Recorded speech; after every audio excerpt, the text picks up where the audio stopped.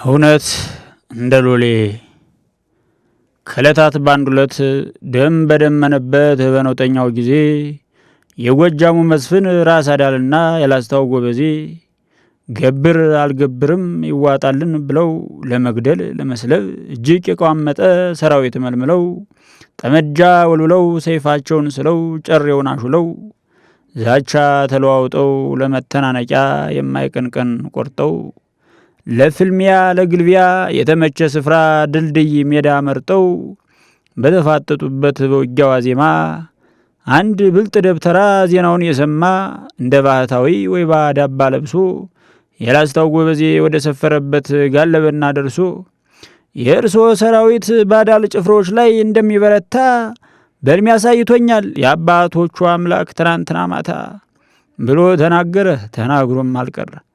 ወደዚያኛው ጎራ ገስግዞ ሄደና ጌታው ራስ አዳል ድል አደራጊው ጀግና ህልሜ ወለል አርጎ እንደገለጠልኝ የነገው ድልነሽ እርሶ ኖትና እኔን ነብይ አርጎ ለላከሉ አምላክ ያቅርቡ ምስጋና።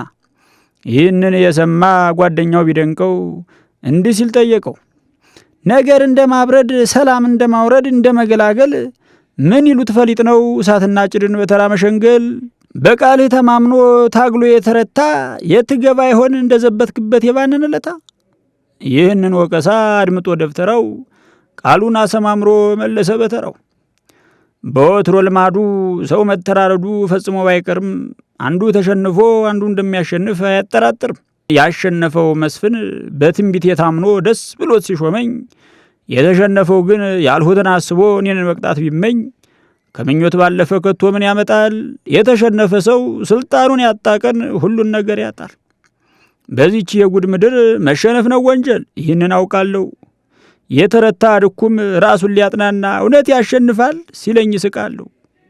ይልቅ አሸናፊው እውነትን ያበጃል በአምሳሉ ጠፍጥፎ፣ ሲሻው ያወርሳታል ለቀጣዩ ትውልድ በጽላት ላይ ጥፎ። ምድር ገበያ ናት፣ አንዱ ያንዱ ሸቀጥ አንዱ ያንዱ አሞሌ። ሐቅም የላት አቅም ሆና ትኖራለች ያሸናፊው ሎሌ። የአዳም ልጆች ልብም ጠንሳሽ የሚጠብቅ የጠፍ ድፍድፍ በርሚል ግልብ ሰው ብቻ ነው ሰላምን በስብከት አሰፍናለሁ የሚል። አጉል ከምትለፋ በዚች የጠብ ዓለም ጠብን ልታስወግድ ቂሎች ሲፋለሙ በደማቸው አትርፍ ባጥንታቸው ነግድ።